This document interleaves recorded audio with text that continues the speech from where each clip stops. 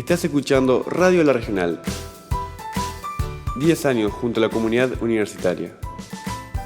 Último tramo de este Dialogando con la Universidad, ya conversando por fuera de micrófonos con gente talentosa, con investigadoras de primer nivel que tenemos aquí en nuestro CENUR, hablando de la descendencia, de cuáles serán los futuros y las futuras investigadoras e investigadores que tendremos en la Universidad de la República. Vamos a conversar con Ana Soler y Julio Daluz. Ellos son integrantes de nuestro CENUR, de nuestro centro regional del Laboratorio de Genética Molecular Humana. Ahí va. Día Internacional del ADN, y me pareció re interesante conversar con ustedes sobre el tema.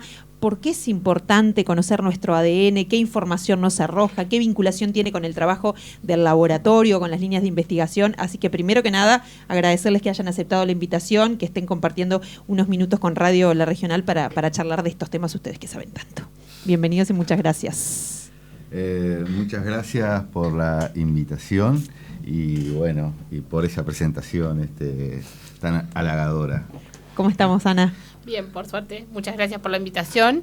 Y bueno, hablar un poquito del ADN, a ver qué podemos compartir con los demás. Buenísimo. ¿Qué es el ADN? ¿Qué nos aporta? ¿Por qué es importante conocer la información que de allí podemos sacar? ¿Qué nos puede, qué diferencial tiene saber eso? Bueno, en primer lugar quería decirles que el 25 de abril es que se celebró el Día Mundial del ADN, porque es la fecha en que se publicó un artículo en la revista Nature que se llamaba Estructura molecular de los ácidos nucleicos, una estructura para el ácido desoxirribonucleico, que fue publicada por el biólogo James Watson y un físico llamado Francis Crick. Fue la primera vez que se planteó esta estructura. Hacía unos pocos años que se sabía que el ADN era la molécula encargada de transmitir nuestras características biológicas, tanto de una generación a la siguiente, o sea, de padres y madres a sus descendientes y entre las células, pero no se sabía cómo estaba organizado. Y este trabajo lo realizaron estos dos investigadores en 1953.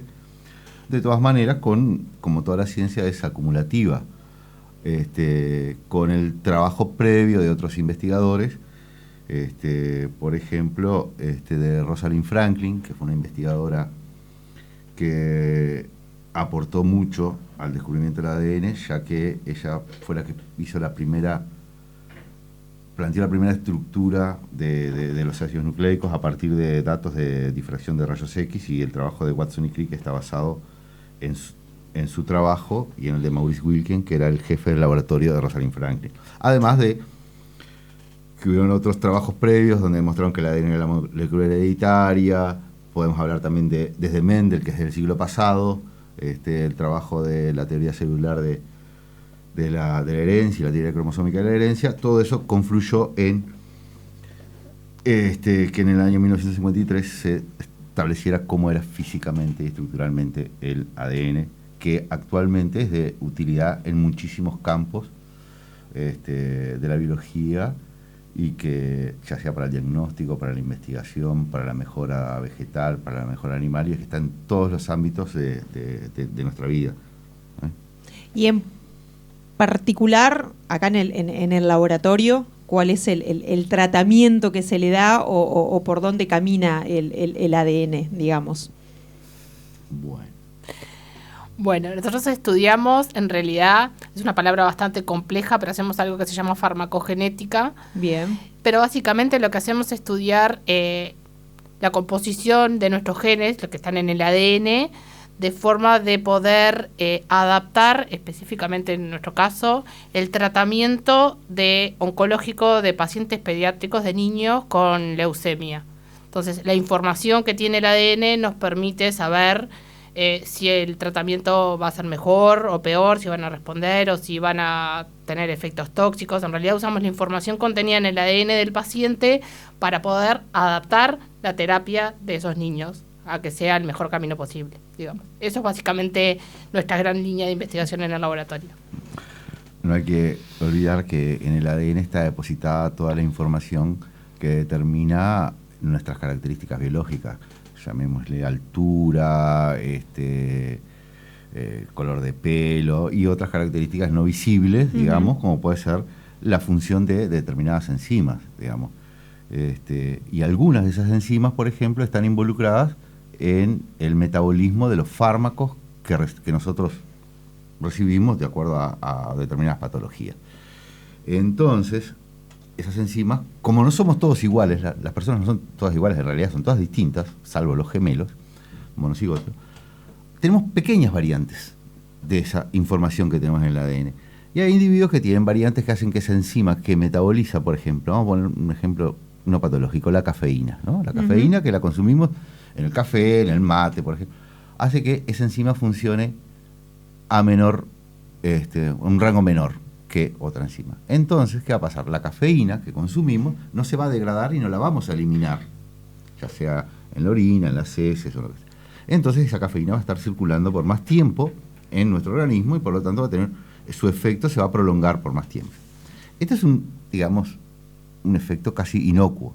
Sin embargo, cuando estamos hablando de fármacos involucrados en tratamientos oncológicos, claro, ese fármaco, cuando pasa demasiado tiempo, puede, además de tener el efecto terapéutico que se quiere, un efecto también tóxico, digamos. Y entonces, si podemos llegar a predecir esos efectos tóxicos, podemos adecuar la dosis que hay que darle. Un paciente que tenga una variante de una enzima que metaboliza muy lento el fármaco, quizás habría que darle, en vez de darle el 100% de la dosis, habría que darle menos. En cambio, un paciente que lo metaboliza muy rápido, capaz que hay que darle, en vez del 100%, que darle el 200%. Entonces, estamos ahí en una línea que está farmacogenómica y medicina personalizada, digamos, que la terapia se adecue a las características, en este caso, genéticas del individuo. Esto quiere decir que el éxito o el fracaso, digamos, del tratamiento depende de la información genética del ADN de cada paciente. ¿Podemos saber eso? ¿Te garantiza tener esa información, el éxito absoluto o el fracaso? O por ahí tener más conocimiento de cómo llevar adelante ese tratamiento, Ana. Bueno, yo no diría que me garantiza, me diría que en parte me aporta, es un granito más de arena la información que está en el ADN para poder llevar esa terapia de forma más adecuada. No diría que es una garantía absoluta de que el tratamiento va a funcionar o va a fracasar. A ver, sin ir más lejos, también depende, por ejemplo, del estado nutricional del paciente, la calidad de vida que lleva, o sea, hay 1 y 1.000.000 de factores. El ADN es como un granito más, diría yo. No podría asegurar el fracaso total, pero sí ayuda un montón, realmente, porque la composición genética, entonces, como decía Julio, si yo tengo esa variante y la enzima no me va a funcionar, por más que yo le dé el 200% del fármaco, no va a funcionar, o sea, pero no es un 100%. ¿Y la información que ustedes generan, cómo se trabaja con los equipos de salud, por ejemplo, o se hace llegar para que el tratamiento tenga determinadas características o para que, bueno, sea insumo importante para que ese equipo que está llevando adelante el tratamiento pueda resolver qué hacer en esos casos? ¿Cómo se trabaja en ese sentido, Julio? Bueno, en primer lugar, una aclaración. Nosotros, en realidad, en el laboratorio no es un laboratorio de diagnóstico, es de investigación, digamos. Perfecto. Que es el primer paso para luego poder hacer un diagnóstico, pero no está dentro de nuestros objetivos. Sí que obtenemos resultados que pueden ser utilizados en la clínica para mejorar el tratamiento, ¿ah? Y tenemos en este momento un contacto muy estrecho con la fundación, con los médicos de la Fundación Pérez Escremini y del Servicio Hemato-Oncológico Pediátrico del Pereira Rosell, y ellos toman en cuenta los resultados o la información biológica que nosotros obtenemos a partir de esos trabajos. Lo que pasa es que antes del diagnóstico tenemos que conocer cómo es nuestra población, y si no sabemos, no podemos definir políticas de salud pública y decir hay que hacer esto o no hay que hacer esto, digamos. Nosotros lo que estamos haciendo ahora es básicamente decir, bueno, ¿cómo es nuestra población? ¿Qué podríamos hacer para que se mejore esto? Después, ¿cómo se hace? ¿En dónde se hace? Y bueno, ¿quién lo financia? Ya más, digamos, de una manera más organizada, ya no depende de nosotros, sino depende de los encargados de definir esas políticas de salud pública. ¿Por alguna cuestión en particular llevar la línea de investigación con pacientes pediátricos oncológicos? ¿Fue una decisión por algún interés en particular, una preocupación de qué estaba pasando en esta esfera, digamos?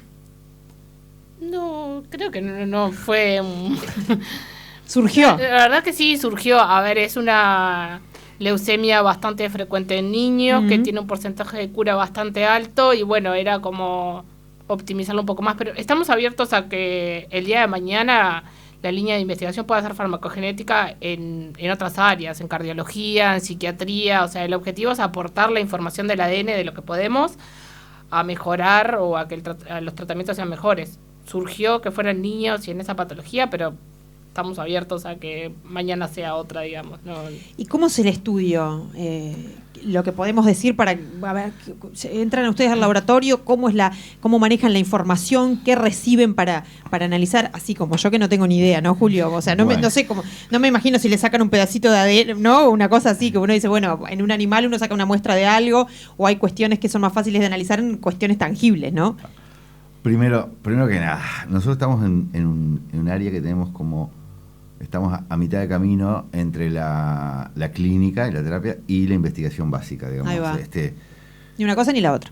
Sí. Que creemos que es importante porque hacemos quizás de puente entre ambos lugares que es necesario, digamos. Bueno, entonces nosotros trabajamos con muestras biológicas de los niños, que generalmente es sangre. Uh-huh. En la sangre hay células.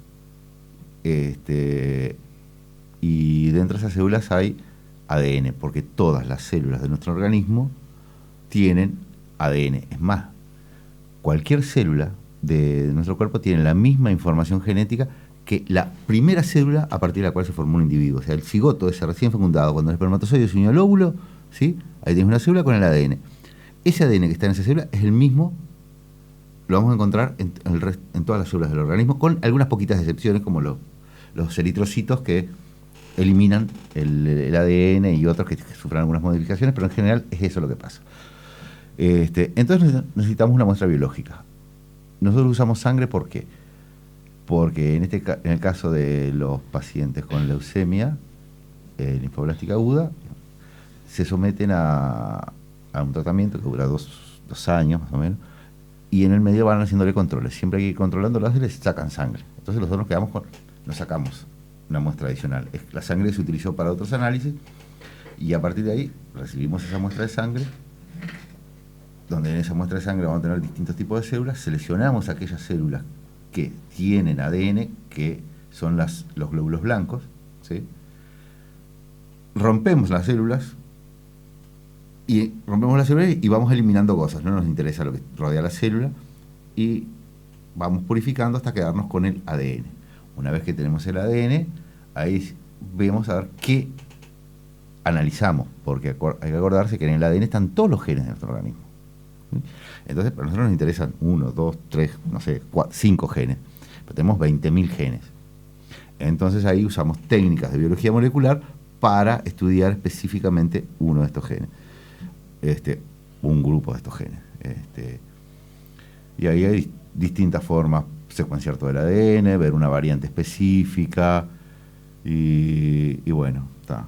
Depende de lo que queramos analizar, es cuál es el camino que seguimos. Pero necesitamos muestras biológicas, que usamos sangre, pero puede ser saliva, puede ser un hisopado bucal también.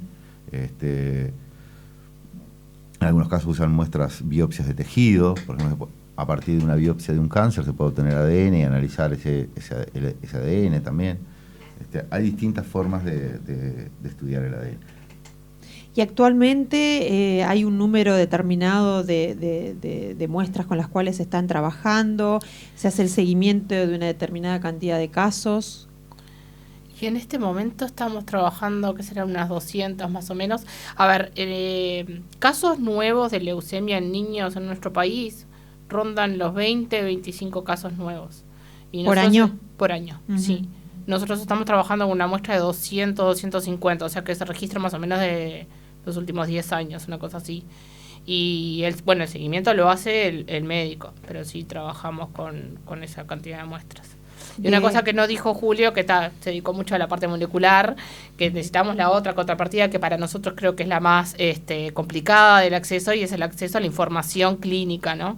Que hoy en día sigue siendo, a pesar de la historia digital, que no existe en la fundación en esa área, o sea, que papel, relevar todo lo que el médico anotó, que además lo anotó desde el punto de vista médico, lo que le importaba en ese momento, sacar la información, categorizar toda la información, y bueno, esa parte es bastante tediosa, que excede de la parte de biología molecular. Pero y que forma parte de lo que ustedes precisan. Claro, porque lo necesitamos, porque con la información solo del ADN no hago nada, porque yo descubro que tiene una variante en un gen, pero si no sé cómo resultó en la clínica, no puedo asociar el dato clínico, si estuvo bien o mal, o cómo respondió, a lo que tiene la variante. Entonces, esa otra parte, y ahí es que participa muchísimo el aporte del médico, en brindar la historia, en el acceso a la historia, bueno, el consentimiento informado del paciente y de los padres, y todos esa parte de análisis y entender algunas cosas médicas que escapan de uno porque no tenemos la formación de médico, claro. Exacto. Y te puedo aportar un detalle para que quede claro. Muchas de las variantes que analizamos nosotros, diría casi 100%, en realidad las podemos tener nosotros y no tienen ningún efecto en nosotros. ¿Cuándo se evidencian? Cuando el paciente está sometido a un tratamiento, digamos, ¿no? Si no tenemos leucemia, esas variantes que estamos analizando no te hacen nada. Las tenés vos, las puedo tener yo, no importa, digamos. Simplemente que cuando están recibiendo ese estrés de todos los fármacos que reciben, vemos que pueden ser útiles para mejorar para determinar el diagnóstico. No son variantes que te den una enfermedad. Bien. Son variantes que modulan, en este caso, el tratamiento. Hay una canción que dice todo está guardado en la memoria y todo está guardado en el ADN también, podríamos decir. ¿Podríamos hacer una analogía ahí, Julio? Sí, pero hay que separar que es lo biológico, ¿no? Sí. Y que lo biológico interacciona con lo ambiental. Y cuando hablo de ambiental me refiero a ambiental en el término más amplio posible, ¿no? Desde educación, ambiente, físico, todo eso. O sea, ahí tenemos la información, pero de vuelta, el ambiente puede modular esa información que tenemos. Por dos personas con las mismas variantes génicas pueden responder distinto de acuerdo al ambiente que estén. Y por eso es importante también todos esos datos extra, porque si no... El contexto, claro. El contexto... Aporta y mucho también, sí. y determina, ¿no? En muchos casos. Exacto. Seguramente. Bueno, muchísimas gracias por esta charla. Yo como que me iba un poquito a tercero, de la biología de tercero, después trataba de asociar para que Julio no me mirara como diciendo, mi hija... media pila, la célula, el ADN, o sea, la muestra, ¿no? Digamos.